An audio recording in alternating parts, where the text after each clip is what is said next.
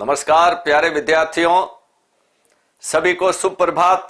इस मॉर्निंग की क्लास में सभी का स्वागत और अभिनंदन करते हैं। जैसा कि आप लोगों ने थंबनेल देखा होगा, हम लोगों ने अब आज से ही एक नई सीरीज प्रारंभ की है और इस सीरीज को देखो आप लोगों की विशेष मांग पर हम शुरू करने जा रहे हैं। आज अब हम जो सीरीज चालू करने जा रहे हैं, प्यारे विद्यार्थियों, आप सभी देख रहे हैं राजस्थान वाली ये किताब, जो राजस्थान अध्ययन बुक है, आप सभी देख रहे हैं। राजस्थान अध्ययन हस्तलिखित जो इतिहास के नोट्स वाली बुक्स है, प्रेम जी सर के द्वारा लिखित, इस पुस्तक को हम लोग आज से शुरू करने जा रहे हैं। और इस पुस्तक का पूरा सार जो ऑब्जेक्टिव प्रश्नोत्तरी के माध्यम से पूरी व्याख्या के साथ आपको हल करवाया जाएगा। यानी कि ये पुस्तक आप लोगों के आने वाली जितनी भी भर्ती है उनमें रामबाण साबित होने वाली है। पिछली बार देखिए, जो अभी सेकंड ग्रेड की परीक्षा हुई है, इसके साथ साथ वन रक्षक और वनपाल की परीक्षा हुई है, सीधे सीधे इस पुस्तक में से प्रश्न पूछे हैं। तो देखिए, मेरा मानना है कि अगर आप ये राजस्थान इतिहास की जो हस्तलिखित नोट्स बुक है, इसको अगर बहुत अच्छे से तैयार कर लेते हो तो ये मान के चलो कि आपका बेड़ा पार है। ये पुस्तक गागर में सागर है। भाई क्या है ये पुस्तक? गागर में सागर है। तो हमने एक व्यवस्थित प्लान के तहत इस पुस्तक को हल करवाने का ऐसा प्लान बनाया है, जिसमें हम नियमित रूप से मॉर्निंग में 7 बजे क्लास लेंगे। और इस क्लास में आप लोग ये देख रहे इंडेक्स है, इस इंडेक्स को आप देखेंगे तो आप लोग सबके पास किताब है, निकालें किताब। और इस किताब का जो चैप्टर 1 और चैप्टर 2 यानी अध्याय प्रथम और अध्याय द्वितीय, ये 2 चैप्टर यानी आज हम करेंगे यहां सॉल्व, और प्रतिदिन इस पुस्तक के 2 से 3 चैप्टर आपके सॉल्व करवाए जाएंगे। जैसे जैसे एक भाग कंप्लीट हो जाएगा, यानी कि कक्षा 6 शुरुआत दे रखी, कक्षा 6 से कक्षा 6 पूरी हो जाएगी, फिर जितने भी इसमें चैप्टर हैं कक्षा 6 के, उनकी एक मैराथन क्लास वापस करवा दी जाएगी। तो इस प्रकार पूरा संपूर्ण पुस्तक का हल आपके सामने करवाया जाएगा। तो प्यारे विद्यार्थियों, लगातार बने रहें, लगातार जुड़े रहें। सभी का स्वागत और अभिनंदन। चलते हैं अब हम आज के पहले प्रश्न के ऊपर फोकस करते हैं बिना समय खराब किए। और आप लोगों को नियमित रूप से क्लास में जुड़ना है और क्लास को बढ़िया अच्छी तरीके से शेयर भी करते रहे। क्लास को लाइक करें और क्लास को शेयर भी करें। तो देखिए, आज का पहला प्रश्न आपके सामने आ चुका है, इसी पुस्तक के पहले चैप्टर से। देखिए, इसी पुस्तक का पहला चैप्टर आप देखोगे, राजस्थान एक परिचय, पेज संख्या 1 से 3 तक। तो यहां से प्रश्न उठाए हैं और फिर दूसरे चैप्टर से प्रश्न। तो पहला प्रश्न आपके सामने जो आया है, राजस्थान का क्षेत्रफल भारत के क्षेत्रफल का कितने प्रतिशत है?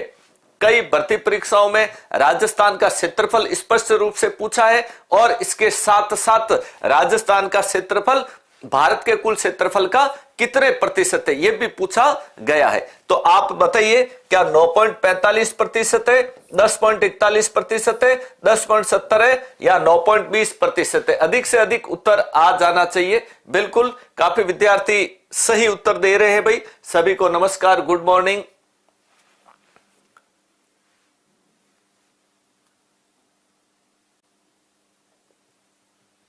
बहुत बढ़िया, वेरी गुड, सभी का उत्तर सही है। 10.41%। राजस्थान का कुल जो क्षेत्रफल है वो अपने देश यानी भारत के क्षेत्रफल का कितने प्रतिशत है? भारत के क्षेत्रफल का 10.41% है। यहां देखिए कुल क्षेत्रफल कितना है, अगर हम बात करें राजस्थान का कुल क्षेत्रफल,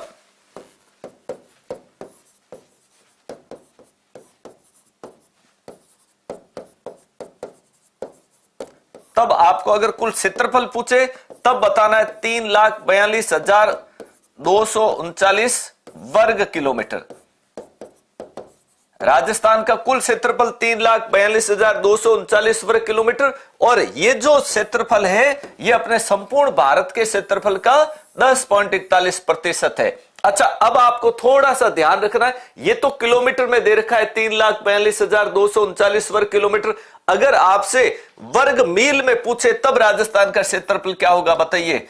वर्ग मील में, अगर राजस्थान का क्षेत्रफल वर्ग मील में पूछ लिया जाए तब आप क्या बताएंगे? जल्दी से जल्दी उत्तर देने का प्रयास करें। अगर वर्ग मील में पूछता है तब आपको बताना है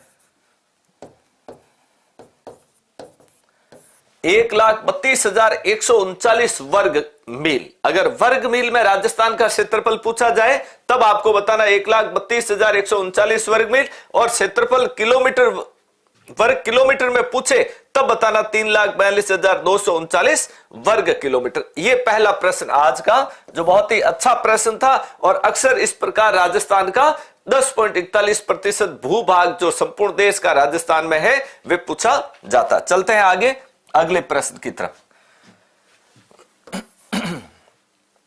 अगला प्रश्न, राजस्थान के लिए सबसे पहले राजपूताना शब्द का प्रयोग किस विद्वान द्वारा किया गया? देखिए, ये ऐसे प्रश्न है, ये ऐसे तथ्य है कि है तो बहुत सरल, लगते बहुत सरल है, पर यहां से बार बार सवाल आते रहते हैं और विद्यार्थी कंफ्यूज हो जाते हैं। तो आपको कंफ्यूज नहीं होना भाई, बहुत बढ़िया। काफी विद्यार्थी हैं वो वर्ग मील में भी उत्तर सही बता रहे हैं, बहुत अच्छा भाई, बहुत ही बढ़िया। तो देखो, ये मॉर्निंग क्लास आप लोगों के लिए रामबाण साबित होने वाली है, और इस क्लास में आपको लगातार बने रहना है, लगातार जुड़े रहना है। एक बार क्लास को देखो, बढ़िया तरीके से शेयर कर दो, फिर आगे बढ़ते हैं। तो ये जो राजस्थान है, इसके लिए देखो, सबसे पहले राजपूताना शब्द किसका प्रयोग भाई? राजपूताना शब्द का प्रयोग किस विद्वान के द्वारा किया? तो देखिए, सबसे पहले तो हम देख लेते हैं कि राजपूताना का अर्थ क्या होता है। ये जो राजपूताना शब्द है, इस राजपूताना शब्द का अगर हम अर्थ देखें तो इसका अर्थ क्या होगा? तो इसका अर्थ होगा राजाओं की धरती। इसका अर्थ है राजाओं की धरती, अर्थात यहां राजाओं की धरती से तात्पर्य है राजपूताना का। और राजपूताना शब्द का सबसे पहली बार प्रयोग कर्नल जेम्स टोड ने, एलपी टेसीटोरी ने किया, जॉर्ज थॉमस ने किया, या मुहणोत नैन्सी ने किया। बिल्कुल सही उत्तर आना शुरू हो चुका है। कुछ विद्यार्थी बता रहे हैं भाई कर्नल जेम्स टोड, और कुछ विद्यार्थी है वो अधिकांशतः बता रहे हैं जॉर्ज थॉमस। अब आपको कंफ्यूज नहीं होना है, बहुत बढ़िया बताया भाई, बहुत ही अच्छा। तो कर्नल जेम्स टोड है, इन्होंने तो सर्वप्रथम राजस्थान शब्द का उल्लेख किया। किसका उल्लेख किया है? इन्होंने तो सर्वप्रथम देखो राजस्थान शब्द का उल्लेख किया। और हम यहां क्या बात कर रहे हैं कि राजपूताना, हमारे राजस्थान के लिए कौन से शब्द का प्रयोग हुआ है? राजपूताना शब्द का उल्लेख। तो राजपूताना शब्द का उल्लेख सबसे पहले किसने किया है? जॉर्ज थॉमस ने किया भाई, जॉर्ज थॉमस। अब हम देख लेते हैं, थोड़े जॉर्ज थॉमस के बारे में बात कर लेते हैं। ये जॉर्ज थॉमस कौन था और राजस्थान से इसका भाई क्या संबंध था? George Thomas. अच्छा, कमेंट बॉक्स में कमेंट करके बताने का प्रयास करें कि जॉर्ज थॉमस मूल रूप से कहां का रहने वाला था।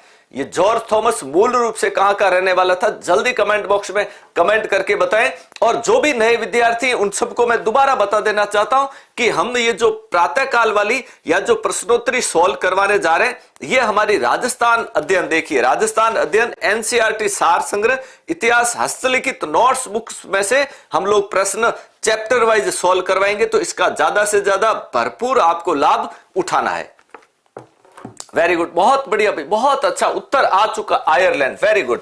तो ये जो जॉर्ज थॉमस है, ये महोदय देखो आयरलैंड के निवासी थे। मूल रूप से कहां के थे ये आयरलैंड के निवासी, मूल रूप से ये आयरलैंड के निवासी थे।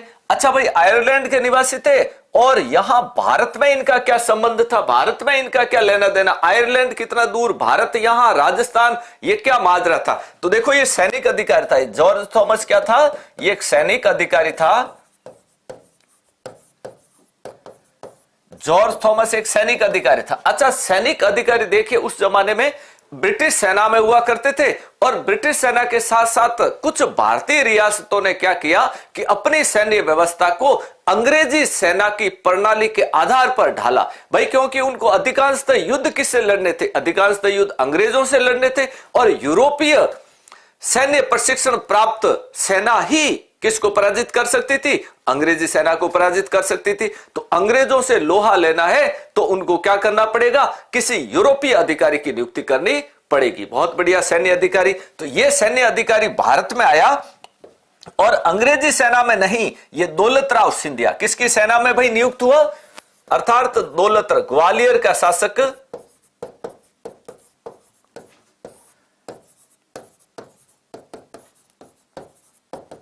ग्वालियर के शासक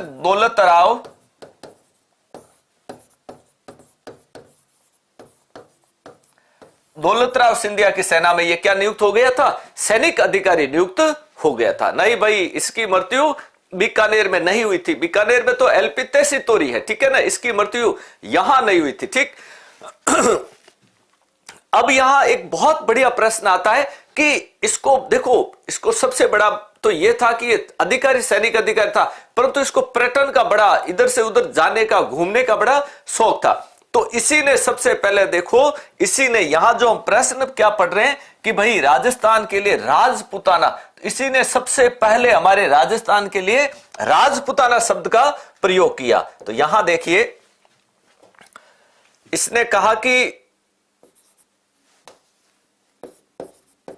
विशेष रूप से ग्वालियर के पश्चिम में स्थित राजपूत रियासतों को इसने राजपुताना नाम से संबोधित किया। किस नाम से? राजपुताना नाम से इसने संबोधित किया। और अब अगर एक प्रश्न आप लोगों के सामने ये आ जाए कि क्या ये जॉर्ज थॉमस, हालांकि इसने राजपुताना नाम दिया राजस्थान के क्षेत्र को, पर क्या ये राजस्थान आया भी था क्या? बताइए भाई जल्दी। क्या ये राजस्थान आया भी था क्या? और अगर राजस्थान में आया था तो सबसे पहले राजस्थान में कहां आया था? बहुत बढ़िया प्रश्न है कि जॉर्ज थॉमस राजस्थान में सर्वप्रथम, ये जॉर्ज थॉमस राजस्थान में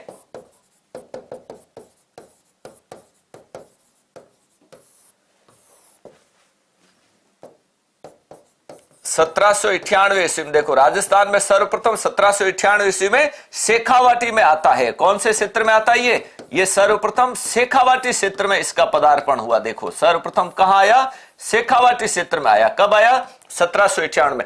और इसने राजपुताना शब्द कहा कब था? यह बात है 1800 ईस्वी की। कब की बात है? 1800 ईस्वी में इसने राजपुताना शब्द की संज्ञा दी हमारे राजस्थान को। तो देखो कितनी बड़ी बात। आयरलैंड का, हाँ आज पूरा बिल्कुल जो चैप्टर है, जो चैप्टर लेंगे वो कंप्लीट होंगे भाई, ठीक है ना। तो यहां आपको विशेष जो बात ध्यान रखनी है, जॉर्ज थॉमस आयरलैंड का निवासी सैनिक अधिकारी, ग्वालियर के शासक दौलतराव सिंधिया का सैनिक अधिकारी था। इसी ने सबसे पहले ग्वालियर के पश्चिम में स्थित राजपूत रियासतों को राजपुताना नाम दिया और ये 1800 में दिया। और सर्वप्रथम राजस्थान में कहां आया? 1798 में शेखावाटी में। कहां आया? और शेखावाटी। अच्छा दूसरी बात, इसकी मृत्यु, जॉर्ज थॉमस की मृत्यु कहां हुई थी? भाई जन्म आयरलैंड में हुआ, पर इस जॉर्ज थॉमस की मृत्यु कहां हुई थी? ये ऐसा अगर प्रश्न आ जाए तब आपको बताना इसकी मृत्यु 1802 में। कब होती है मृत्यु? 1802 में बहरामपुर में। इसकी मृत्यु बहरामपुर में हुई। और बहरामपुर कहां है? बंगाल प्रेसिडेंसी में। भाई बहरामपुर कहां है? बंगाल प्रेसिडेंसी में। तो लीजिए आप इसका स्क्रीनशॉट। और ये जॉर्ज थॉमस को लेकर के बहुत ही बढ़िया प्रश्न है, वो कंप्लीट हो गया। चलें आगे, अब बढ़ते हैं, हम बात करते हैं अगले प्रश्न की तरफ। बहुत ही बढ़िया प्रश्न आया है और हूबहू परीक्षा में आने वाले प्रश्न है। ये कैसे प्रश्न है? ये प्रश्न भाई हूबहू परीक्षा में आने वाले प्रश्न है। चलिए देखिए आगे बढ़ते हैं, बात कर लेते हैं। राजस्थान का अक्षांशीय विस्तार बताइए। अब आपको यह पता होना चाहिए कि राजस्थान का अक्षांशीय विस्तार कितना है और देशांतरीय विस्तार कितना है। अक्षांशीय विस्तार कितना है और देशांतरीय विस्तार राजस्थान का कितना है? तो क्या राजस्थान का अक्षांशीय विस्तार 23 डिग्री 3 मिनट से 30 डिग्री 12 मिनट उत्तरी अक्षांश, 69 डिग्री 30 मिनट से 78 डिग्री 17 उत्तरी अक्षांश, 30 डिग्री 3 मिनट से 32 डिग्री 12 मिनट उत्तरी अक्षांश और 27 डिग्री 3 मिनट से 39 डिग्री 12 मिनट उत्तरी अक्षांश। सही उत्तर बताने का प्रयास करें। बिल्कुल, बहुत बढ़िया भाई, बहुत अच्छा, सही उत्तर आ चुका है। सभी विद्यार्थी जितने भी लाइव देख रहे हैं, अधिकांश कुछ एक को छोड़ करके उत्तर सही। राजस्थान का जो अक्षांशीय विस्तार, हम बात किसकी कर रहे हैं भाई? हम बात कर रहे हैं राजस्थान के अक्षांशीय विस्तार की। और राजस्थान का जो अक्षांशीय विस्तार है वो सही उत्तर है 23 डिग्री 3 से। कब से, कहां से? 23 डिग्री 3 मिनट से 30 डिग्री 12 उत्तरी अक्षांशीय, ये राजस्थान का। और अगर देशांतरीय विस्तार पूछे राजस्थान का देशांतरीय विस्तार, तो देशांतरीय विस्तार देखिए 69 डिग्री 30 मिनट, 69 डिग्री 30 मिनट से 78 डिग्री 17 मिनट पूर्वी देशांतर, ये इसका देशांतरीय विस्तार है। और ये हो गया 23 डिग्री 3 से 30 डिग्री 12 उत्तरी अक्षांश वाला। तो ये सही उत्तर आपका कंप्लीट। चलिए आगे बढ़ते हैं अगले प्रश्न की तरफ। राजस्थान से संबंधित असत्य कथन बताना। कुछ यहां तथ्य दिए गए हैं और उनमें से राजस्थान से संबंधित सत्य कथन कौन से हैं और क्या इनमें से कोई असत्य कथन है। राजस्थान का कुल क्षेत्रफल 3,42,239 वर्ग किलोमीटर है। 3,42,239 वर्ग किलोमीटर है। राजस्थान का उत्तर से दक्षिण तक विस्तार 826 किलोमीटर है। राजस्थान का उत्तर से दक्षिण तक विस्तार कितना बता रहा है? क्या 826 किलोमीटर। अच्छा, राजस्थान का पूर्व से पश्चिम तक विस्तार 869 किलोमीटर। और उपरोक्त कथन सभी सत्य है क्या? सही उत्तर बताने का प्रयास करें। तो देख लेते हैं हम लोग, कुछ बहुत ही महत्वपूर्ण बात यहां देखने जा रहे हैं।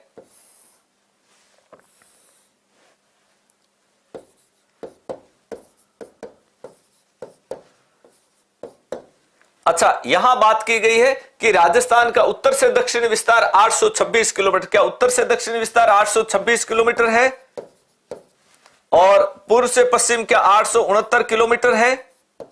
ठीक है। और क्या राजस्थान का क्षेत्रफल 3,42,239 वर्ग किलोमीटर है? तो यहां हम देखेंगे कि ये सभी तथ्य सही है भाई। उपरोक्त सभी क्या है? सही है। उपरोक्त सभी तथ्य सही है। अब यहां देखिए, आपसे अगर प्रश्न पूछे कि राजस्थान के आप चारों कोणों देखते हो, पूर्व, पश्चिम, उत्तर और दक्षिण, तो पूर्व में देखो कौन सा गांव आता है? सिलाना गांव। भाई पूर्व में सबसे पूर्वी छोर पर कौन सा गांव है? सिलाना गांव है। कौन सा गांव आता है? सिलाना गांव। तो अब सिलाना गांव सबसे पूर्व में है, तो अब आप सबसे पश्चिम में जाओगे। सबसे पश्चिम में जाओगे तो जैसलमेर जिले का कटरा गांव। कौन सा गांव आएगा? जैसलमेर जिले का कटरा गांव आएगा भाई। ठीक है। और उत्तर में जाओगे तो कोणा गांव। कौन सा गांव है? कोणा। और ये कोणा गांव का है? श्री गंगानगर में। कोणा गांव श्री गंगानगर में। ठीक है। कटरा गांव जैसलमेर में और सिलाना गांव धौलपुर में। और यहां बात करते हैं दक्षिण में बोरकुंड। दक्षिण में कौन सा गांव आ जाएगा? दक्षिण में बोरकुंड। और बोरकुंड कौन से जिले में? बांसवाड़ा में। बोरकुंड बांसवाड़ा में।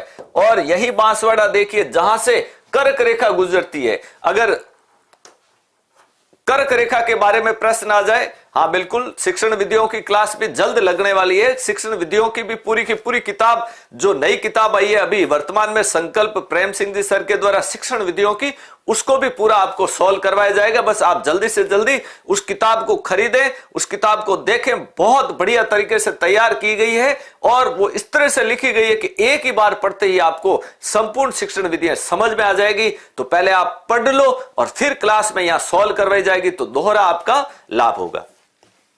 तो ये चार गांव जो चारों कोनों पर स्थित है। अच्छा, अब अगर एक बहुत अच्छा प्रश्न आ जाए कि राजस्थान का ऐसा कौन सा जिला है जिस पर सूर्य की किरणें सीधी पड़ती। देखो मैंने क्या कहा था आपको कि 23.5 डिग्री उत्तरी अक्षांश रेखा, जिसे कर्क रेखा कहा जाता है। और ये कर्क रेखा कहां से गुजरती है? कर्क रेखा राजस्थान के बांसवाड़ा से गुजरती है। तो अब प्यारे विद्यार्थियों, आप बताने का प्रयास करें कि राजस्थान का ऐसा जिला बताइए, राजस्थान का ऐसा जिला बताइए जिस पर सूर्य की किरणें सीधी पड़ती है। हाँ, कर्क रेखा की भाई राजस्थान में लेंथ 26 किलोमीटर है। राजस्थान में कर्क रेखा की जो लंबाई है वो कितने किलोमीटर है? 26 किलोमीटर। कर्क रेखा, राजस्थान में कर्क रेखा की लंबाई कितनी है? 26 किलोमीटर है। चले आगे बढ़े। बहुत अच्छा। तो राजस्थान में ऐसा जिला या ऐसा शहर जिस पर कर्क रेखा की सीधी, यानी कि कर्क रेखा सूर्य की किरणें सीधी, तो वो है बांसवाड़ा। कौन सा शहर है भाई? बांसवाड़ा। ये बांसवाड़ा शहर ऐसा है जिस पर सूर्य की किरणें सीधी पड़ती है। इस पर सूर्य की किरणें सीधी पड़ती। अच्छा सीधी पड़ेगी तो सीधी पड़ेगी तो क्या होगा, या गर्मी घटेगी या बढ़ेगी, बताओ भाई, गर्मी घटेगी या बढ़ेगी, तो यह गर्मी तेज पड़ेगी। और फिर प्रश्न आ जाए कि ऐसा राजस्थान का जिला बताइए जहां सूर्य की किरणें सर्वाधिक तिरछी पड़ेगी। अगर आप अभी जाओगे सर्दियों में तो वहां बहुत ज्यादा ठंड मिलेगी आपको, अर्थात सूर्य की यानी तेज धूप का समय होगा सर्दियों में, उस समय भी आप अगर धूप में बैठोगे तो धूप आपको बहुत कम महसूस होगी। तो तिरछी किरणों की बात करें श्री गंगानगर में, तिरछी किरणें, सर्वाधिक तिरछी किरणें सूर्य की राजस्थान के कौन से जिले पर पड़ती है, कौन से शहर पर या जिले पर, तो श्री गंगानगर आएगा। अब आप राजस्थान में देखो विस्तार देख चुके हो, पूर्व पश्चिम उत्तर दक्षिण, इस पूरे ढांचे में अगर सेंटर की हम बात करें कि भाई राजस्थान का जो सेंटर वाला जिला, ये सेंटर वाला जिला कौन सा है, कई बार प्रश्न पूछा हुआ है कि राजस्थान में सबसे सेंटर में स्थित जिला कौन सा है, तब बताना आपको नागौर। कौन सा जिला है सबसे सेंटर में स्थित जिला, नागौर आएगा। और अगर आपसे गांव पूछ ले कि राजस्थान का ऐसा गांव जो राजस्थान के बिल्कुल केंद्र में स्थित है, बिल्कुल सेंटर में स्थित है, तो वो नागौर जिले का गांव है। अब देखिए ये जो पूर्व की बात हम कर रहे हैं, कौन से क्षेत्र की बात कर रहे हैं भाई, ये पूर्वी क्षेत्र की हम बात कर रहे हैं, यहां पूर्वी क्षेत्र की, ठीक है, और यहां पश्चिमी क्षेत्र। तो देखिए अगर हम बात करें यहां पूर्व में जो सूर्योदय होता है और पश्चिम में सूर्योदय, जो देखिए पूर्व यानी धौलपुर, धौलपुर के सिलाना गांव में जो सूरज की पहली किरण पड़ती है, और वही किरण देखिए सूरज की पहली किरण जैसलमेर के कटरा गांव में पड़ती है। दोनों के बीच समय का अंतर पूछे तो आपको अंतर बताना, दोनों के बीच अगर समय का अंतर पूछे तो दोनों के बीच अंतर कितना है भाई, 35 मिनट। कितना है, 35 मिनट और 8 सेकंड का, दोनों के बीच अंतर है 35 मिनट और 8 सेकंड का। सिलाना और जैसलमेर यानी धौलपुर और जैसलमेर के बीच 35 मिनट 8 सेकंड यानी लगभग 36 मिनट का भाई दोनों के बीच में अंतर आता है भाई। हाँ सभी को, चलिए सभी को नमस्कार, राधे राधे, जय श्री कृष्णा, शुभ प्रभात, जल्दी से जल्दी जुड़ जाइए क्लास में। और अब हम आगे बढ़ते हैं, इस श्रृंखला को आगे बढ़ाते हैं। अगला प्रश्न देखिए, सभी विद्यार्थियों को ध्यान रहे, हम जो प्रश्नोत्तरी लेकर के आए हैं वो राजस्थान अध्ययन, जो हस्तलिखित एनसीईआरटी का सार संग्रह इतिहास और कला संस्कृति का, इसमें से हमारी श्रृंखला चलेगी। तो मेरा आप सभी से निवेदन है कि ज्यादा से ज्यादा विद्यार्थियों के पास ये किताब होनी चाहिए। पिछली भर्तियों में जितने भी पेपर आए हैं अधिकांश प्रश्न हूबहू आए, और इतना सार गर्भित देखिए इसमें से मैटर दे रखा है। तो हमारा ये प्रयास रहेगा कि बहुत कम समय में ये पूरी की पूरी किताब आपको बहुत अच्छी तरह से सॉल्व करवा दें। अब देखें इसके साथ साथ सबसे बड़ा क्या है कि और एक्स्ट्रा आपको क्या क्या जानकारी चाहिए वो हम यहां पर लगातार आपको देते रहेंगे। वेरी गुड, बहुत अच्छा। देखो सिलाना और कटरा के बीच समय का अंतराल पूछे तो 35 मिनट और 8 सेकंड यानी 35.8 मिनट। चलिए अगला बहुत अच्छा प्रश्न आया आपके सामने, निम्न में से असत्य है। संभाग और जिले दे रखे हैं, आप सभी को पता है राजस्थान में वर्तमान में, देखिए वर्तमान में कुल संभाग पूछे, अगर हमें वर्तमान में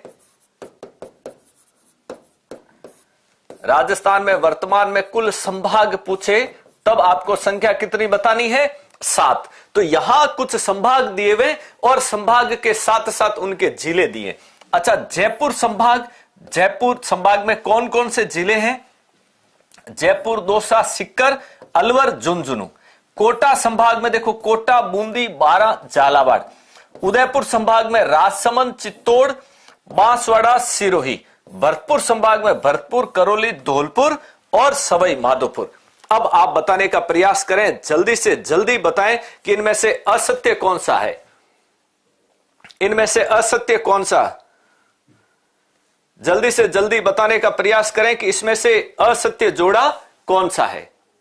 उत्तर आने शुरू हो चुके हैं, बिल्कुल सही है, उत्तर आने शुरू हो चुके हैं भाई। उदयपुर संभाग, कौन सा असत्य इसमें से, उदयपुर संभाग। तो देखिए ये सिरोही है वो उदयपुर में नहीं है। सिरोही कहां है, सिरोही जोधपुर में। जोधपुर संभाग की अगर हम बात करेंगे, देखो जोधपुर संभाग में कौन सा जिला आ जाएगा, सिरोही। जोधपुर संभाग में सिरोही जिला आ जाएगा। और यहां आपको ध्यान रखना है कि जोधपुर संभाग अर्थात जोधपुर खुद स्वयं जैसलमेर, बाड़मेर, पाली, जालोर और सिरोही, इन जिलों को मिलाकर के और जोधपुर संभाग का निर्माण हो रहा है। अच्छा, जयपुर संभाग में देखिए, अगर प्रश्न आ जाए कि राजस्थान का सर्वाधिक जनसंख्या वाला संभाग कौन सा है, सर्वाधिक जन घनत्व वाला संभाग कौन सा है और सर्वाधिक साक्षरता वाला संभाग कौन सा है, तब आपको क्या बताना है, तब आपको बताना है जयपुर संभाग। ठीक है, और जयपुर संभाग का क्षेत्रफल की दृष्टि से सबसे बड़ा जिला, जयपुर संभाग का क्षेत्रफल की दृष्टि से सबसे बड़े जिले की अगर हम बात करें तो जयपुर है, और सबसे छोटा जयपुर संभाग का जिला कौन सा भाई, क्षेत्रफल की दृष्टि से सबसे छोटा जिला दौसा है। ठीक, राजस्थान में क्षेत्रफल की दृष्टि से देखो, राजस्थान में क्षेत्रफल की दृष्टि से सबसे बड़ा संभाग जोधपुर, क्षेत्रफल की दृष्टि से सबसे बड़ा संभाग जोधपुर, और जनसंख्या वृद्धि की दृष्टि से, जनसंख्या 10 की जनसंख्या वृद्धि की दृष्टि से सर्वाधिक बड़ा संभाग, सबसे बड़ा संभाग भी जोधपुर है, और न्यूनतम जन घनत्व वाला संभाग भी कौन सा है भाई, जोधपुर है, न्यूनतम जन घनत्व वाला। और सर्वाधिक पशुधन की संख्या की दृष्टि से प्रथम स्थान प्राप्त संभाग कौन सा है, वो संभाग भी कौन सा आएगा, जोधपुर। अब हम बात कर लेते हैं थोड़ी संभागीय व्यवस्था के बारे में। तो देखें, इस संभागीय व्यवस्था का सर्वप्रथम प्रारंभ की अगर हम बात करें तो 30 मार्च, कब होता है, 30 मार्च 1949 को इस संभागीय व्यवस्था को सबसे पहले शुरू किया गया था। ठीक है, अब जिस समय यह संभागीय व्यवस्था शुरू की गई थी उस समय 5 संभाग थे भाई। कितने संभाग थे, 5। अर्थात आपको क्या ध्यान में रखना है, अजमेर और भरतपुर को छोड़ करके बाकी पांचों के पांचों संभाग 1949 में हो गए। अच्छा, अब देखिए 1962 में जब सुखाड़िया जी आए, सुखाड़िया जी ने देखिए मुख्यमंत्री बने, अर्थात सुखाड़िया ने संभागीय व्यवस्था को समाप्त कर दिया। सुखाड़िया ने संभागीय व्यवस्था, सुखाड़िया ने संभागीय व्यवस्था को क्या कर दिया, सुखाड़िया ने संभागीय व्यवस्था को समाप्त कर दिया। कब, 1962 में। अब वापस 26 जनवरी 1987 की बात है, 26 जनवरी 1987, और 26 जनवरी 1987 में देखो हरिदेव जोशी मुख्यमंत्री कौन बने, इस समय मुख्यमंत्री थे हरिदेव जोशी। अर्थात हरिदेव जोशी ने इस व्यवस्था को पुनः प्रारंभ किया, इस व्यवस्था को पुनः प्रारंभ किया, संभागीय व्यवस्था, अर्थात एक बड़े जिले को केंद्र मान करके और आसपास के 3 से 4, 5, 6 जिले उसके अंदर मिलाकर के एक बढ़िया प्रशासनिक व्यवस्था स्थापित करने की योजना। तो हरिदेव जोशी ने जब 1987 में पुनः योजना प्रारंभ की, इसी समय नया संभाग बनाया। देखिए वर्ष 1987 में नया संभाग कौन सा बना, जयपुर से अलग करके, और नया संभाग बना दिया इन्होंने अजमेर को। तो वर्ष 1987 में अजमेर नया संभाग बन गया, और 2005 में भरतपुर संभाग का गठन किया। वर्ष 2005 में किसका गठन हुआ, भरतपुर संभाग का, और वसुंधरा राजे सिंधिया ने घोषणा की थी। इसकी घोषणा वसुंधरा राजे सिंधिया के द्वारा इसकी घोषणा की गई। तो ये आपको विशेष बात ध्यान में रखनी, संभागीय व्यवस्था के बारे में भी अगर कोई प्रश्न आ जाए तो। बढ़ते हैं आगे अगले प्रश्न की ओर। बहुत ही बढ़िया, जितने भी विद्यार्थी जुड़े हुए हैं सभी एक बार क्लास को देखो लाइक करें, और एक बार सभी क्लास को शेयर करें। देखो लगातार बने हुए हो आप लोग। अच्छा, आगे देखिए, राजस्थान के साथ सबसे छोटी सीमा बनाने वाला राज्य। देखो कितने बढ़िया प्रश्न आ रहे हैं, हूबहू प्रश्न जो परीक्षा में आने वाले प्रश्न है, और वो सारे के सारे प्रश्न इस किताब में इतने बढ़िया तरीके से दे रखे। तो ज्यादा से ज्यादा जितना जल्दी हो सके वो ये किताब खरीदें। हाँ, क्लास अभी चालू हो चुकी है। देखो बीच में कुछ तकनीकी खराबी आ गई, बाकी नियमित रूप से 7 से 8 बजे तक मॉर्निंग में चलेगी, और कल इस प्रकार की जो भी तकनीकी कमियां हैं उनको दूर कर लिया जाएगा, फिर बार बार कोई आपको व्यवधान नहीं आएगा। तो राजस्थान के साथ सबसे छोटी सीमा बनाने वाला राज्य मध्य प्रदेश है, पंजाब है, हरियाणा है, या भाई उत्तर प्रदेश है। जल्दी से जल्दी उत्तर दे, सबसे छोटी, राजस्थान के साथ सबसे छोटी सीमा रेखा बनाने वाला राज्य बताइए जल्दी।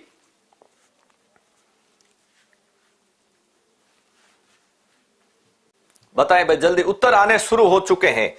क्या मध्य प्रदेश है, पंजाब है, हरियाणा है, या उत्तर प्रदेश है? जल्दी बताइए।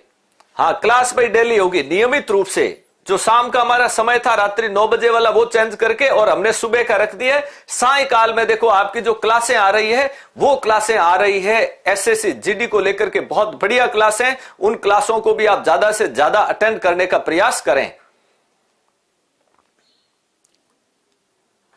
चलिए आगे। तो राजस्थान के साथ देखो सबसे छोटी सीमा बनाने वाला राज्य कौन सा है? पंजाब। बहुत बढ़िया, देखो पंजाब, वेरी गुड, आप लोगों के उत्तर आने शुरू हो गए। और पंजाब की अगर हम बात करें तो 89 किलोमीटर, कितने किलोमीटर भाई सीमा लगती है? 89 किलोमीटर। और सर्वाधिक सीमा पूछ ले आपसे कि ऐसा कौन सा राज्य जिसकी सर्वाधिक सीमा, तो सर्वाधिक अगर हम सीमा की बात करें भाई तो सर्वाधिक सीमा मध्य प्रदेश के साथ, और मध्य प्रदेश के साथ कितने किलोमीटर लगती है तब आपको बताना है 1600 किलोमीटर। मध्य प्रदेश के साथ सीमा कितनी लगती है? 1600 किलोमीटर लगती है मध्य प्रदेश के साथ। और हरियाणा के साथ 1262 किलोमीटर, और इसके साथ साथ उत्तर प्रदेश के साथ 877 किलोमीटर। कितनी भाई? 877 किलोमीटर। तो ये पंजाब के साथ देखो इतनी छोटी सी जो 89 किलोमीटर की सीमा है वो हमारे श्री गंगानगर किसको टच करती है? श्री गंगानगर और हनुमानगढ़ को ये स्पर्श करती है। श्री गंगानगर भाई किसको स्पर्श करती है? ये श्री गंगानगर और हनुमानगढ़ को स्पर्श करती है। और अब सबसे बड़ी बात यह है कि भाई राजस्थान के साथ पंजाब के कौन से जिले लग रहे हैं? किसके? पंजाब के। देखो पंजाब के जो जिले लग रहे हैं, नंबर 1 फाजिल का, कौन सा जिला लग रहा है? नंबर 1 फाजिल का जिला, और दूसरा जिला आता है मुक्तसर। फाजिल का और मुक्तसर, ये दो जिले किसके साथ स्पर्श कर रहे हैं? पंजाब के और हमारे राजस्थान के साथ स्पर्श कर रहे हैं। तो ये स्थलीय सीमा, ये क्या है? ये राजस्थान की स्थलीय सीमा की बात कर रहे हैं। और स्थलीय सीमा कितनी है भाई? 4850 किलोमीटर। स्थलीय सीमा कितनी है? 4850 किलोमीटर। 5920 किलोमीटर कुल सीमा है, और उसमें से हम 1070 किलोमीटर जो अंतरराष्ट्रीय सीमा निकाल देते हैं तो सीमा कितनी बचती है भाई? सीमा बचती है हमारे पास 4850 किलोमीटर। चलिए आगे, ये छठा क्वेश्चन कंप्लीट। आगे बढ़ जाते हैं। क्वेश्चन नंबर 7, राजस्थान की पश्चिमी अंतरराष्ट्रीय सीमा रेखा की लंबाई बताइए। देखो राजस्थान में, अभी हमने बात की राजस्थान में जो पश्चिमी अंतरराष्ट्रीय सीमा यानी पाकिस्तान के साथ, देखो कौन से देश के साथ लग रही है? पाकिस्तान के साथ, ठीक है। अच्छा, इस रेखा का नाम क्या है? रेड क्लिफ रेखा। कौन सी रेखा है जो अंतरराष्ट्रीय सीमा रेखा है? इसका नाम है रेड क्लिफ रेखा। अच्छा, इस रेड क्लिफ रेखा का निर्धारण करने वाला कौन था और इसका निर्धारण कब किया गया? तो देखिए इसका निर्धारण हुआ था 17 अगस्त। कब हुआ था? 17 अगस्त 1947 को। और जो निर्धारण करने वाला विद्वान व्यक्ति था, अधिकारी था, सर सिरिल रेडक्लिफ था। कौन था? Sir Cyril Radcliffe. ये इस सीमा रेखा को निर्धारित करने वाले आयोग का अध्यक्ष था, इसीलिए इस रेखा का नाम क्या रख दिया गया भाई? Cyril Radcliffe. Sir Cyril Radcliffe के नाम पर इसका नाम रख दिया रेडक्लिफ रेखा। कौन सी रेखा? रेडक्लिफ रेखा, जो राजस्थान के 4 जिलों से होकर के गुजरती है। तो बताइए कितनी है इसकी लंबाई? 1070, 1050, 970 या 1150 किलोमीटर? जल्दी से जल्दी बताइए राजस्थान में इसकी लंबाई कितनी? अगर राजस्थान में लंबाई की बात करेंगे तो 1070 किलोमीटर। कितनी आएगी? 1070 किलोमीटर।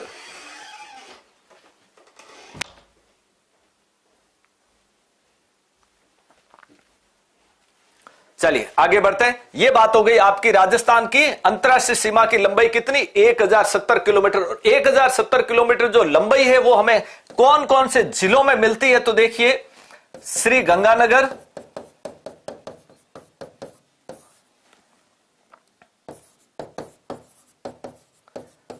बीकानेर, जैसलमेर और बाड़मेर। तो श्री गंगानगर, बीकानेर, जैसलमेर और बाड़मेर, ये 4 जिले, इनमें सर्वाधिक सीमा 464 किलोमीटर। इनमें सर्वाधिक सीमा किसके साथ लग रही है? इनमें सर्वाधिक सीमा 464 किलोमीटर किसके साथ? जैसलमेर के साथ। और सबसे कम 164 किलोमीटर, सबसे कम सीमा 164 किलोमीटर बीकानेर के साथ, बाड़मेर के साथ 228 किलोमीटर और गंगानगर के साथ 10 किलोमीटर। तो इस प्रकार ये अंतरराष्ट्रीय सीमा रेखा है राजस्थान से कितनी है? 1070 किलोमीटर। चलते हैं अगले प्रश्न की तरफ। निम्न शब्दावली में से असत्य बताइए। एकीकरण, सबको मिलाकर एक करना। यहां कुछ शब्दावली दी गई है, आपको अर्थ बताना है, आपको अर्थ बताना है कि इसमें क्या सही है।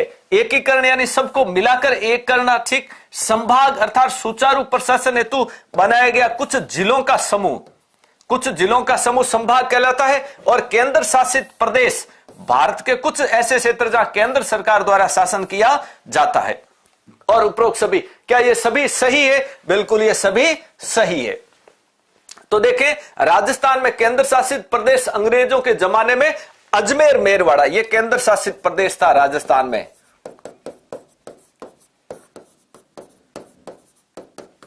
प्रदेश अंग्रेजों के जमाने में या अंग्रेजी काल में राजस्थान में अजमेर मेरवाड़ा, राजस्थान में केंद्र शासित प्रदेश अजमेर मेरवाड़ा था। चलिए बढ़े अगले प्रश्न की तरफ। क्षेत्रफल के अनुसार राजस्थान का सबसे बड़ा जिला कौन सा? देखें, क्षेत्रफल के अनुसार अब आपको बताना है कि राजस्थान का सबसे बड़ा जिला कौन सा है। जैसलमेर, धौलपुर, जयपुर या प्रतापगढ़। जैसलमेर, धौलपुर, जयपुर या प्रतापगढ़। क्षेत्रफल के अनुसार राजस्थान का सबसे बड़ा जिला अगर हम बात करें तो जैसलमेर, सबसे बड़ा जिला जैसलमेर,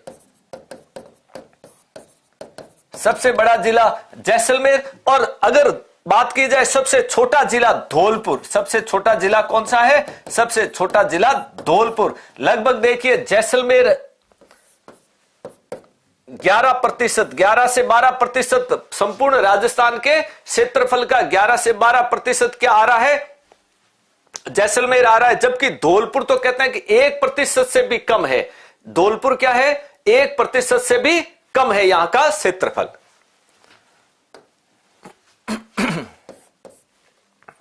वर्तमान में राजस्थान में कुल कितने जिले? वर्तमान राजस्थान में कुल कितने जिले? बहुत सरल प्रश्न है, पर कई बार ऐसा प्रश्न भी आ जाता है। 25 जिले, 30 जिले, 33 जिले या 23 जिले? बताओ भाई, वर्तमान में राजस्थान में कुल कितने जिले हैं?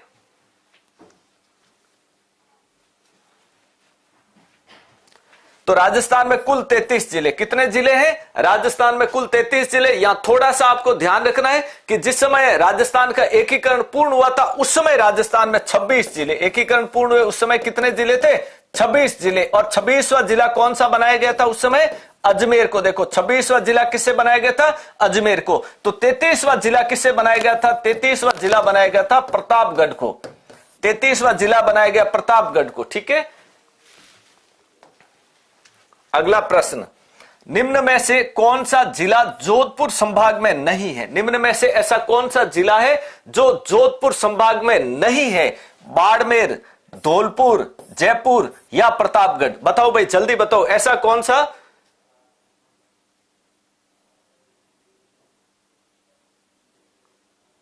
ये देखिए, निम्न में से ऐसा कौन सा जिला जो जोधपुर संभाग में स्थित है, ये आपको देखना है। संभाग में है, बस ये थोड़ा सा प्रिंट मिस्टेक है। निम्न में से कौन सा जिला जोधपुर संभाग में? बाड़मेर, धौलपुर, जयपुर, प्रतापगढ़। तो सही उत्तर आपका क्या होगा? बाड़मेर। तो अब यहां ध्यान रखना आपको कौन कौन से जिले, बाड़मेर, जैसलमेर, जोधपुर, जालोर,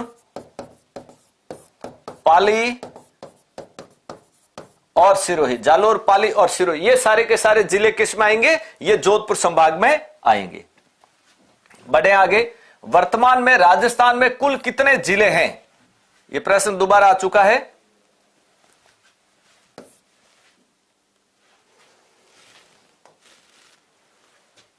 बढ़िए आगे, प्राचीन काल में उदयपुर व उसके आसपास का भूभाग किस नाम से जाना जाता था? प्राचीन काल में उदयपुर व उसके आसपास के भूभाग को किस नाम से जाना जाता था? देखिए, विशेष उदयपुर यानी मेवाड़, कौन सा क्षेत्र देखना आपको?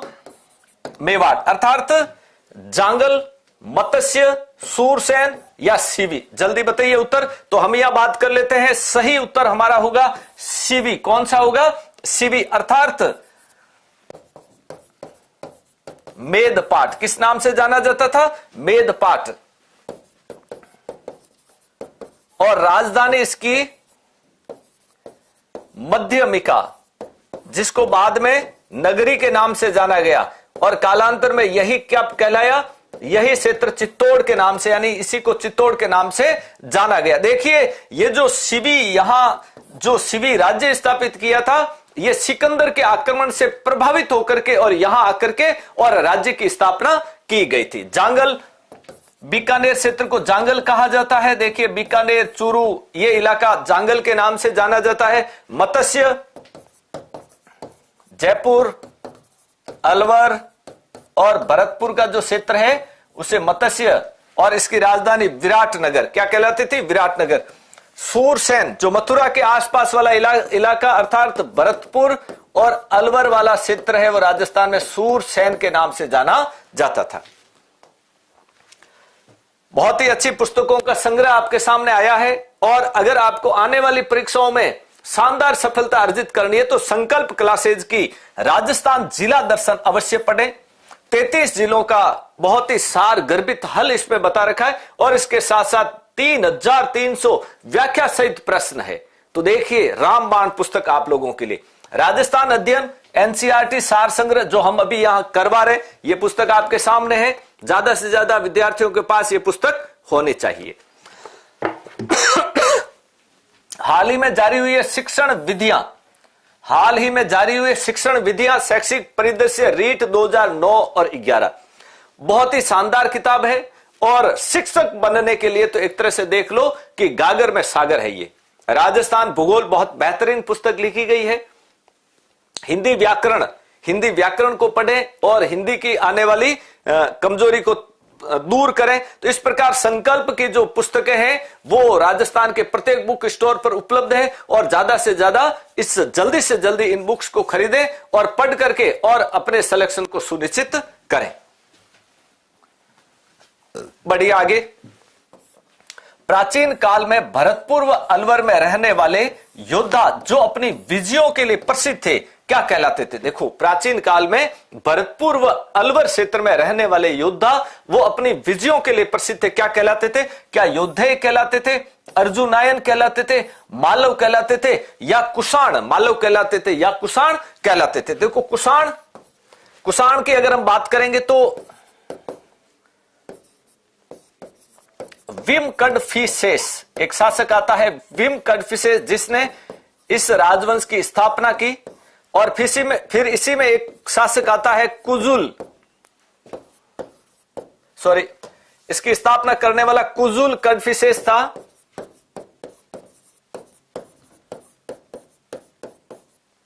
ये तो इसका संस्थापक, कुषाण राजवंश का संस्थापक कुजुल कडफिसेस। और एक इसका प्रसिद्ध शासक आता है विम कडफिसेस। इसने भारत में सर्वप्रथम सोने के सिक्के जारी किए। इसने भारत में सर्वप्रथम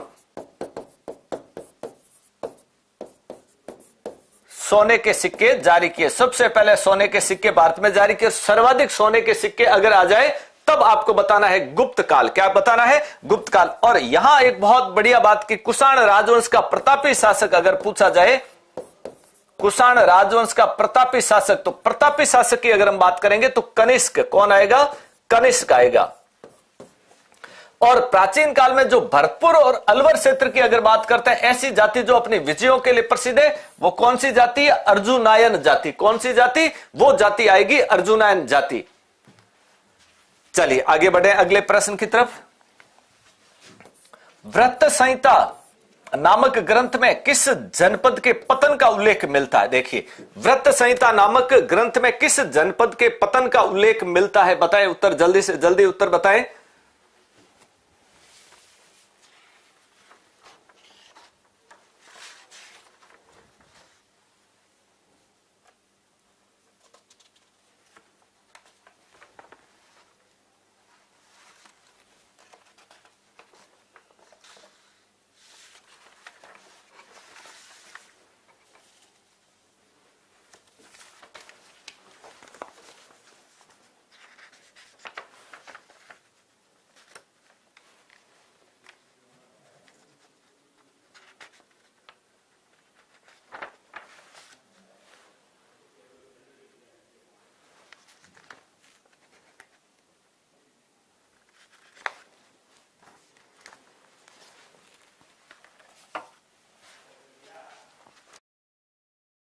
संहिता नामक ग्रंथ में पतन का उल्लेख योद्धयों का मिलता है, मालव का मिलता है, मौर्य का मिलता है या गुप्त साम्राज्य का मिलता है? तो देखिए सही उत्तर आएगा योद्धे का। किसका?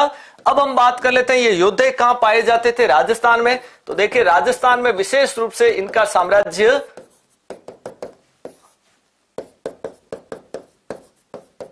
गंगानगर और हनुमानगढ़ में। कहां पर मौजूद था? इनका क्षेत्र हनुमानगढ़ गंगानगर क्षेत्र था। और रुद्रदामन के अभिलेखों में योद्धयों का उल्लेख मिलता है। रुद्रदामन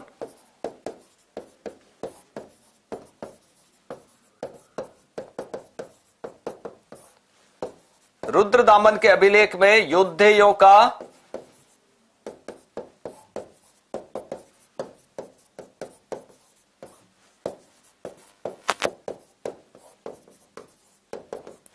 रुद्रदामन के अभिलेखों में किसका उल्लेख मिलता है? भाई योद्धयों का उल्लेख हमें रुद्रदामन के अभिलेख में मिलता है। चलिए आगे बढ़ते हैं अगले प्रश्न की तरफ। बहुत ही अच्छा प्रश्न आया राजस्थानी भाषा और साहित्य को लेकर के। वागड़ी बोली किस स्थान पर बोली जाती है? नरहड़ में, भीलवाड़ा में, टोंक में या डूंगरपुर में? तो वागड़ी बोली वागड़ क्षेत्र, आपको ध्यान में रखना है कौन से क्षेत्र में बोली जाएगी? वागड़ क्षेत्र में। अर्थात वागड़ क्षेत्र कौन सा है तब बताना है। डूंगरपुर और बांसवाड़ा। कौन सा क्षेत्र? डूंगरपुर और बांसवाड़ा। तो सही उत्तर हमारा क्या हो जाएगा? डूंगरपुर। अर्थात वागड़ क्षेत्र में बोली जाने वाली भाषा कौन सी है? वागड़ी है। अर्थात वागड़ी किसकी उपबोली है? वागड़ी की बात करें उपबोली तो ये मेवाड़ी की उपबोली है। किसकी है? मेवाड़ी की उपबोली। और मेवाड़ी कहां बोली जाती है? मेवाड़ क्षेत्र में। मेवाड़ी कहां बोली जाती है? मेवाड़ क्षेत्र में। मेवाड़ी मेवाड़ क्षेत्र में बोली जाती है। और मेवाड़ी का देखो रूप, मेवाड़ी का जो रूप उदयपुर और उसके आसपास में अगर पूछे तो उदयपुर और उसके आसपास में बोली जाती है धावड़ी बोली। कौन सी बोली? धावड़ी बोली। तो ऐसा अगर प्रश्न आ जाए कि वागड़ी कहां बोली जाती है तो डूंगरपुर और बांसवाड़ा में, और धावड़ी पूछेगी धावड़ी कहां बोली जाती है तो धावड़ी बोली उदयपुर और उसके आसपास में। अच्छा, ये जो वागड़ी बोली है, इस वागड़ी बोली को किसी ने क्या उपमा दी है? क्या वागड़ी बोली को देखो भीली बोली क्या कहा गया है? इसे भीली बोली। अच्छा, इसे भीली बोली किसने कहा है? जॉर्ज अब्राहम ग्रियर्सन ने। जॉर्ज अब्राहम ग्रियर्सन ने, देखो जॉर्ज अब्राहम ग्रियर्सन ने इसे क्या कहा है? वागड़ी बोली को भीली बोली कहा है। चलें बढ़े आगे। अगला प्रश्न, क्षेत्र देखिए, क्षेत्र व राजवंशों से संबंधित जोड़े में असुमेलित बताइए। क्षेत्र व राजवंशों से संबंधित जोड़े में असुमेलित बताइए। मारवाड़, प्रतिहार, ढूंढाड़, कछवाहा, मेवात, गुहिल, हाड़ोती, हाड़ा वंश। तो आपको यह ध्यान में रखना है, मारवाड़ अर्थात कौन सा इलाका है? जोधपुर और उसके आसपास प्रतिहारों का साम्राज्य था। ढूंढाड़ अर्थात जयपुर वाला क्षेत्र, तो जयपुर और उसके आसपास कछवाओं का शासन था ही। अच्छा, मेवात की बात करेंगे तो मेवात अलवर क्षेत्र को कहा जाता है। किसको? अलवर। क्या अलवर क्षेत्र में गुहिलों का शासन था क्या? नहीं। तो ये आपका असुमेलित हो जाएगा। मेवात में गुहिलों का शासन नहीं था। और हाड़ोती कौन सा क्षेत्र आ जाएगा? कोटा बूंदी यानी कोटार, इसके आसपास में हाड़ा राजवंश जो चौहानों की शाखा थी, हाड़ाओं का शासन था। तो बात कर लेते हैं गुहिलों का शासन कहां था? गुहिलों का शासन मेवाड़ में था। कहां था भाई? और इस गुहिल राजवंश का संस्थापक की अगर हम बात करें तो इसका संस्थापक गुहादित्य था। इसका संस्थापक गुहादित्य। परंतु वास्तविक संस्थापक की अगर बात की जाए, वास्तविक संस्थापक की बात करते हैं तो काल भोज बप्पा रावल, बप्पा रावल या काल भोज, जिसने क्या किया? हरित ऋषि के आशीर्वाद से 734 ईस्वी में मान मौर्य को पराजित किया। मौर्य राजवंश के शासक मान मौर्य को पराजित करके और किस पर अधिकार किया? चित्तौड़ पर अधिकार, भाई चित्तौड़ पर अधिकार स्थापित किया। तो इस गुहिल राजवंश का वास्तविक संस्थापक किसे माना जाता है? बप्पा रावल को माना जाता है। निम्न में से सुमेलित नहीं है, इसमें से ऐसा क्षेत्र बताना है जो सुमेलित नहीं है। अच्छा, जैसलमेर को मांड या वल्ल देश कहा गया है, प्रतापगढ़ को वागड़ कहा गया है, अजमेर को मेरवाड़ा कहा गया है, जोधपुर का दक्षिणी भाग गुर्जरात्रा कहलाता है। जोधपुर का दक्षिणी भाग गुर्जरात्रा कहलाता है। तो देखिए जैसलमेर मांडवल प्रदेश सही है, अजमेर मेरवाड़ा सही है, जोधपुर का दक्षिणी भाग गुर्जरात्रा कहलाता है। तो इसमें सुमेलित कौन सा नहीं है? प्रतापगढ़। अच्छा, वागड़ हमने पीछे बात की है, वागड़ क्या है? डूंगरपुर और बांसवाड़ा। केवल डूंगरपुर और बांसवाड़ा को क्या कहा जाता है? वागड़ कहा जाता है। तो हमें देखना है प्रतापगढ़, प्रतापगढ़ को क्या कहा जाता है? तो इसका प्राचीन नाम, प्रतापगढ़ का प्राचीन नाम, प्रतापगढ़ का प्राचीन नाम भाई कांठल था। प्राचीन नाम क्या पूछे तब आपको बताना है कांठल। बढ़ते हैं अगले प्रश्न की तरफ। क्षत्रप शब्द, ये एक नया शब्द आया राजस्थान के इतिहास में। इस प्रकार के शब्द डाल करके और आपको कभी कभी कंफ्यूज किया जा सकता। प्रतापगढ़, मेवल, बहुत बढ़िया बताया। क्षत्रप शब्द से आपका तात्पर्य क्या? बताइए भाई, क्षत्रप जो शब्द है इससे आपका क्या तात्पर्य? इस शब्द को पकड़ना है। क्या प्राचीन राजवंश, प्रांत का मुखिया यानी गवर्नर, पुरोहित या राज्य का प्रधानमंत्री? या राज्य का प्रधानमंत्री। देखो, प्रांत का मुखिया, गवर्नर को ही राज्यपाल भी कहा जाता है। गवर्नर को भी क्या कहा जाता है? राज्यपाल। अच्छा, ये क्षत्रप शब्द आया कहां से? ये यूनानी प्रशासनिक व्यवस्था। कहां का शब्द है ये? यूनानी प्रशासनिक व्यवस्था का शब्द है।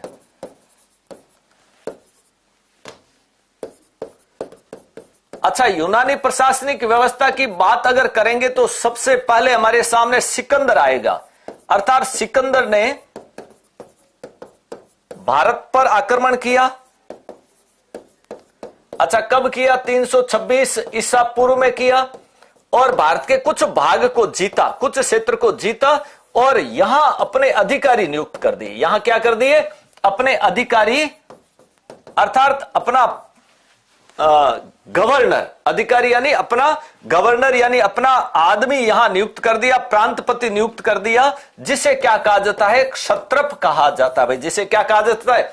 यानी उसने तो यहां से जीत करके यहां से वापस चला गया, पर जाते जाते उसने अपने यहां पर क्षत्रप नियुक्त कर दिया, यानी अपने अधिकारी नियुक्त कर दिए, अपने गवर्नर नियुक्त कर दिए, जिनको क्या कहा जाता है? प्रांत का मुखिया। अर्थात क्षत्रप का मतलब है प्रांत का मुखिया, प्रांतपति, गवर्नर या राज्यपाल। बढ़े आगे। मत्स्य जनपद की राजधानी बताइए। मत्स्य जनपद, देखो जनपद यानी महाजनपद व्यवस्था, महाजनपद। अच्छा, महाजनपद की अगर हम बात करेंगे तो संपूर्ण उत्तरी भारत में, संपूर्ण उत्तरी भारत में कुल कितने जनपद थे? 16 जनपद थे। 16 जनपद। और इनमें सर्वाधिक शक्तिशाली की अगर हम बात करें तो कौन सा था सर्वाधिक शक्तिशाली? मगध। इन 16 में से देखिए एक जनपद जो राजस्थान में था, एक जनपद कहां था? राजस्थान में। और उसका नाम क्या था? उसका नाम था भाई मत्स्य जनपद। अच्छा, मत्स्य जनपद पीछे हमने बात की थी, जयपुर, अलवर, इसके आसपास वाला भूभाग मत्स्य जनपद में आता था। इसकी राजधानी बताइए, क्या मथुरा थी, अहिछत्रपुर थी, विराटनगर थी या बागोर? विराटनगर या बागोर? तो सभी का सही उत्तर होगा विराटनगर। यह मत्स्य जनपद की राजधानी। अच्छा, मथुरा किसकी राजधानी थी? मथुरा सूरसेन की राजधानी। सूरसेन जनपद की राजधानी कौन सी थी? मथुरा थी। और अहिछत्रपुर की अगर बात करें तो जांगल प्रदेश की राजधानी, जांगल प्रदेश की राजधानी अहिछत्रपुर थी। और बागोर सभ्यता, प्राचीन सभ्यता स्थल है बागोर, प्राचीन सभ्यता स्थल बागोर। तो यह बात हमने की है राजस्थान में मत्स्य जनपद की राजधानी विराटनगर। और सबसे बड़ी बात यहां ध्यान रखें, ये जो विराटनगर है यहां पर पांडवों ने भी अपना अज्ञातवास, किसने? पांडवों ने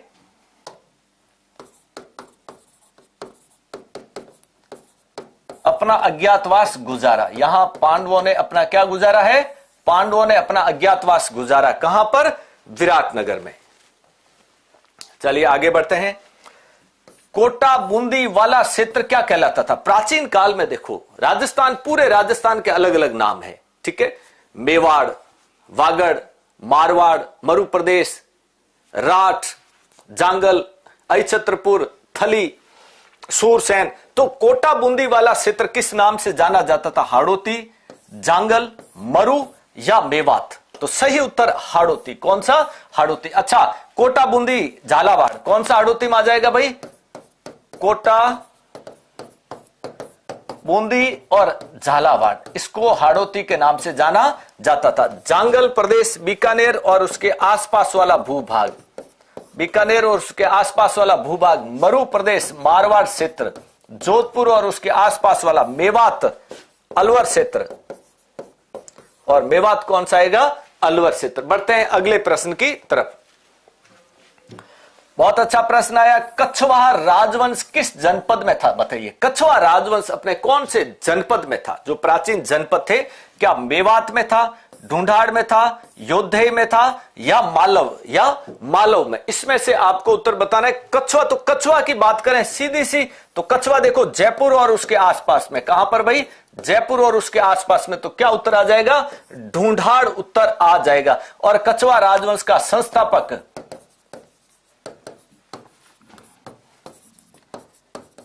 दुले राय। कौन था भाई? दुले राय तेजकरण, दुले राय तेजकरण। इसकी जो प्रथम राजधानी, यानी कछवाओं का प्रथम राजधानी पूछी जाए या राज्य पूछा जाए, तब आपको बताना है दौसा। कौन सा क्षेत्र था? दौसा। अर्थात मीणा और बड़गुजरों को पराजित करके दौसा में अधिकार किया, और इसके बाद में इसी ने, दुले राय ने, देखिए किसको? जमवा रामगढ़ को अपने अधिकार में लिया।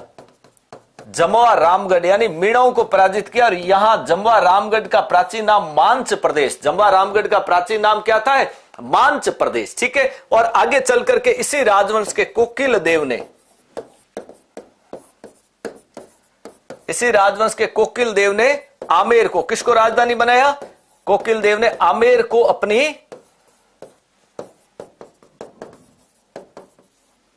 कोकिल देव ने आमेर को अपनी राजधानी बनाया। भाई कोकिल देव ने किसको अपनी राजधानी बनाया? आमेर को अपनी राजधानी बनाया। तो प्यारे विद्यार्थियों, इस प्रकार आज हमने राजस्थान अध्ययन एनसीईआरटी सार संग्रह बुक है, इसके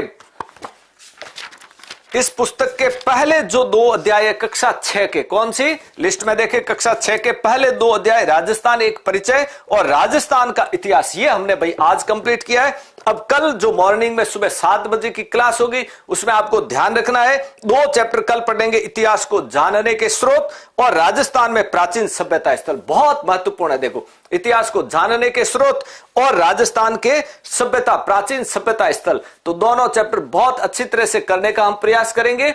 ज्यादा से ज्यादा विद्यार्थी लाइव क्लास में जुड़े। प्रातःकाल मॉर्निंग 7 बजे हमारी क्लास रहती है, और तब तक के लिए सभी को भाई चलते हैं। धन्यवाद। मिलते हैं फिर कल वापस 7 बजे वाली क्लास में।